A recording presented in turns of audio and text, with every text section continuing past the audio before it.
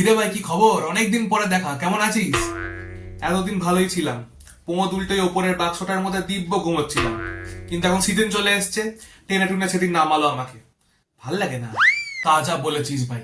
আমাকেও তো ব্যাগে পুরে খাটের তলায় ঢুকিয়ে রেখে দিয়েছিল। এই দুদিন আগে পার করলো। তারপর থেকে যে কি ধকল যাচ্ছে তোকে আমি কি বলবো। প্রথম দিন এমন ঝাড়ান ঝাড়লো আমাকে, কি বলবো। মানে মনে হচ্ছে যে পুরো বিশ্বের সব ধুলো যেন আমি গায়ে ব্যাগে বসে আছি। তারপর টানতে টানতে ছাদে নিয়ে চলে গেল, নিয়ে কটকটে রোদের মধ্যে শুইয়ে রেখে দিল। তুই বল, ব্ল্যাঙ্কেট বলে কি আমার গরম লাগে না? দুদিনে গায়ে কেমন ট্যান পড়ে গেছে দেখ। তোমার দুঃখ আমি আর কি শুনবো, আমারও তো ওই একই দশা।